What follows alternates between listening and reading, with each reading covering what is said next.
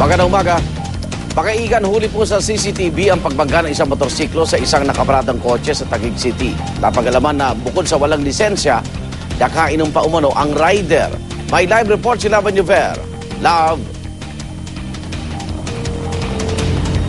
Maraming salamat, Igan. Ako mga kapuso, paalalang muli sa ating mga motorista. Pag kayo po ay nagmamaneho ng kahit na anong uri ng sasakyan, siguraduhin nyo po na dala ninyo ang inyong lisensya o di kaya kayo ay may lisensya. At syempre pa, iwasan po natin ang magmaneho kung tayo ay lasing dahil kung sakasakali, baka matulad po kayo sa video inyong mapapanood ngayon.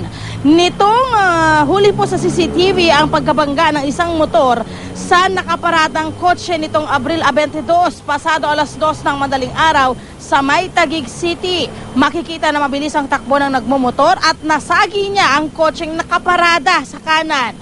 Nagpagewang-gewang ito at tumilapon sa kalsada. Nakatayo naman agad ang driver ng motor at wala namang galos na natamo. Napag-alaman ng barangay na ang nagmamaneho ng motor ay lasing at walang lisensya. Sa ngayon ay under investigation pa ang nasabing insidente. Pinag-aaralan pa kung pananagutin dahil sa drunk driving, no helmet at reckless driving ang biktima.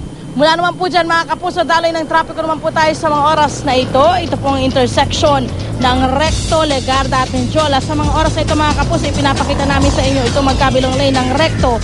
Ang kanan ho ay patungo ng Divisoria, tuloy-tuloy pa rin at ang kaliwang bahagi ay patungo naman po ng Legarda. Wala rin pong problema.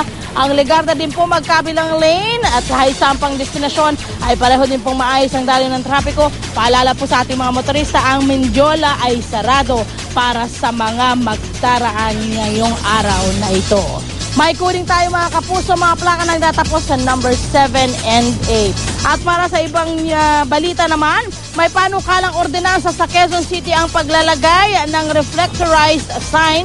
Isa itong waterproof strip, red plastic sheet na dapat ilagay sa rear end ng mga tricycle para mas maging visible ito sa gabi at kahit masama ang panahon. Ito rin ay nakatutulong upang mabawasan ang mga kolorom na tricycle na kadalasang bumabiyahe po sa gabi.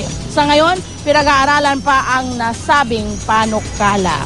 At sana pagtibayin na rin yung pagpabawal sa kanila na magbiyahe sa mga main roads. Yan yung problema, isang problema na dapat nilang pag-aralan. Ayan mga kapuso, ang ating update mula po dito sa Maynila. Balik sa iyo, Igan. Maraming salamat, Love Anyover.